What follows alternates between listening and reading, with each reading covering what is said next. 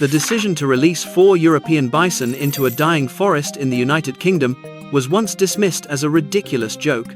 For decades before that, millions of pounds sterling and heavy machinery had completely failed to save the 490 hectares of forest here from ongoing decline. When every technological solution had failed, in July 2022, the authorities were forced to launch an unprecedented operation, releasing 4 European bison descendants of the last generation that survived in 1927 directly into the crisis zone. The moment they arrived, they immediately began plowing through the surface soil structure and knocking down toxic vegetation. This physical intervention did not trigger the ecological disaster that experts had predicted. Instead, it set off a biological recovery process far beyond anyone's control, officially overturning the very principles of forestry that scientists had long considered unquestionable. Thousands of years ago, Europe possessed an ecosystem completely different from the one we see today. European bison were not rare creatures. Weighing nearly 1 metric ton, they played a fundamental role in shaping the continent's landscapes. As they moved, they trampled dense undergrowth, snapped low-hanging branches, and created vast open spaces throughout ancient forests. These openings allowed sunlight to reach the forest floor, stimulating seeds to germinate and sustaining the food chain for tens of thousands of insect and bird species. The ecosystem functioned as a self-sustaining cycle, with large grazing animals serving as the very center of life. The decline began with human intervention, but not through hunting alone. In the United Kingdom and many European countries following the global conflicts, the demand for timber surged dramatically. Natural mixed forests with multiple vegetation layers were cleared away.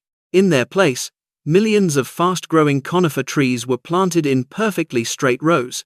At the time, forest managers believed that covering barren hills with commercial timber plantations was the same as protecting nature. Reality, however, proved exactly the opposite. Researchers call this the ecological illusion. Seen from above, the forest appeared lush and green. Seen from below, it was a landscape almost devoid of life. The conifer canopy intertwined so densely that it blocked nearly all sunlight from reaching the forest floor. Without sunlight, wildflowers and low-growing grasses could not survive. Without ground vegetation, insects lost their food sources and disappeared. Forest birds, reptiles, and amphibians also abandoned the area. The absence of large animals such as European bison for 6,000 years in the United Kingdom meant that any shrubs that emerged had nothing to keep them under control, gradually sealing off every pathway for sunlight. Life on the forest floor quietly withered away. The peak of this destruction extended far beyond the vegetation itself. European bison, the giant creatures that had once shaped the landscapes of an entire continent, were hunted so relentlessly that they became completely extinct in the wild. The collapse is captured by one haunting statistic. By the year 1927. The entire global population of this species had been reduced to just 12 captive individuals. With the ecosystem stripped of these great grazers, it sank completely into darkness and severe ecological imbalance. But wait, the story did not end with that deadlock. Recognizing the shortcomings of industrial forestry, people attempted to repair the damage. Over the following decades, government agencies allocated millions of pounds sterling to hire workers and operate heavy machinery to remove portions of the conifer plantations and cut back the dense undergrowth. They created artificial clearings throughout the forest. The approach produced short-term results. Sunlight reached the ground once again, and some vegetation returned. However, only a few years after the funding was withdrawn, the trees once again formed a closed canopy, and the shrubs returned with renewed vigor. People realized they had been relying on a short-term mechanical solution to address a structural ecological imbalance. The ecosystem did not need industrial machinery, it was missing the original components that had once made it whole. By the early 2020s, a decision that ran completely against the traditional system of forest management was made in the ancient Blean Forest in Kent, southern England. The Kent Wildlife Trust and Wildwood Trust reached a shared conclusion: stop bringing machinery into the forest. Instead, return the landscape to the very animals that had maintained its balance for millions of years. This plan required an enormous financial investment, and the funding came from a source few people expected. The Wilder Blean project received a grant of £1.12 million from the People's Postcode Lottery Dream Fund, a charitable fundraising program in the United Kingdom. The project would import European bison, the direct descendants of the few surviving individuals, and release them into the vast forest. When the project officially announced recruitment for the nation's very first bison ranger position, the international response far exceeded every expectation. More than 1,000 applications poured in from around the world. From conservation specialists in Kenya and South Africa, to ecologists in Peru, experts everywhere wanted to take part. This demonstrated that restoring a single forest in England was no longer just a local story, it represented a pioneering approach to natural resource management on a global scale. In July 2022, the first European bison officially arrived in Kent, bringing an end to 6,000 years of absence. Their return was not only a groundbreaking biological experiment, but also a healing process for England's ancient woodlands. It was a profound journey to reclaim a missing piece of history that their ancestors had once shared and lived alongside. But behind that historic milestone, what the herd actually did deep inside the forest continued to astonish scientists. When people think of bison, most tend to imagine the dominance of massive males weighing nearly 1 metric ton. However, the social structure of the bison herd brought to England operates under a matriarchal system. The first 3 females released into the forest included an older individual from Scotland and 2 younger individuals from Ireland. The only male joined the herd later from Germany. Despite the difference in size, even the heaviest male still follows the leadership of the dominant female. It is the oldest female who decides the travel routes, resting times, feeding locations, and areas where the herd searches for water. This system ensures that the herd is led by the individual with the greatest survival experience. Their feeding behavior immediately addressed one of the most difficult problems in British forestry: the spread of rhododendron. Rhododendron is an introduced plant that grows extremely aggressively and forms dense canopies that completely block the ground below. More importantly, rhododendron leaves contain compounds unsuitable for ordinary digestive systems, making them impossible for most native herbivores to use as a food source. When the bison herd arrived, their immense weight and horns allowed them to break through dense rhododendron thickets that most smaller animals could not penetrate.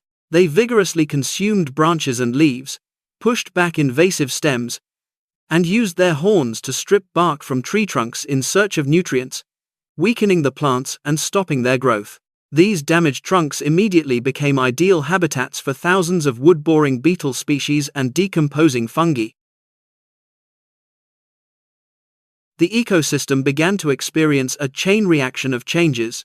The bison's dust-bathing behavior, in which they roll their massive bodies across the ground to remove parasites, created funnel-shaped patches of bare soil. These depressions collected rainwater, forming small aquatic microhabitats for amphibians. Bison waste also supplied an enormous amount of biomass. Just a few weeks after the project began, rangers recorded dense growth of beetle larvae and fungi. The sudden increase in insect density attracted insect-eating birds. At night, the insects drew rare bat species back into the area. An entirely new food web was rebuilt from the ground up, all because of the presence of a single animal species. Doubts still remained. How could scientists accurately measure these changes when the forest covered hundreds of hectares and everything was happening almost entirely in silence? To evaluate the effectiveness of the project, researchers did not rely solely on traditional methods of counting plants or insects. They applied an advanced monitoring technology known as bioacoustics. Dozens of automated recording devices were installed across different areas of Blean Forest.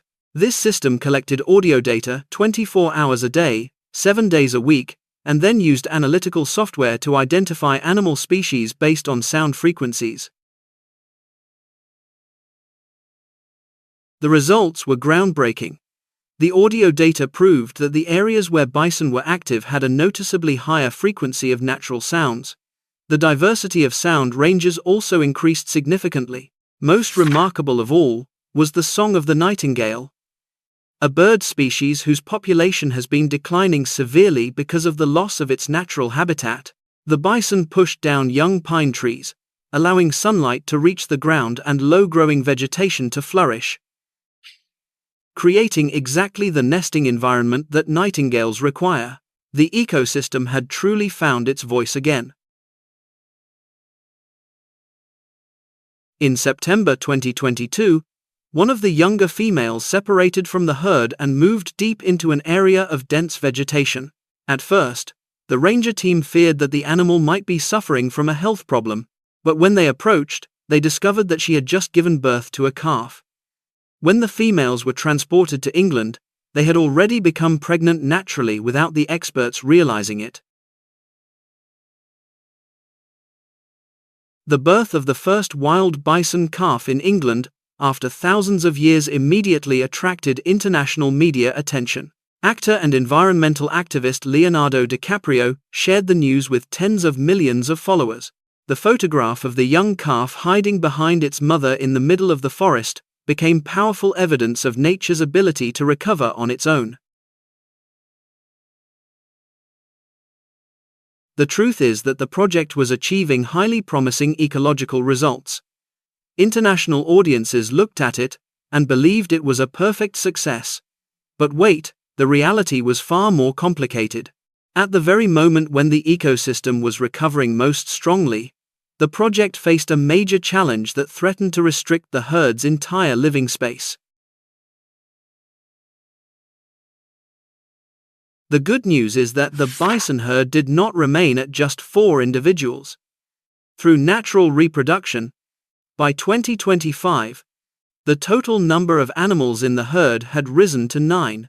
The new generation of calves was born entirely in the wild, learning on its own how to find water sources, distinguish between different plants, and recognize routes through the forest. But the herd was not completely free.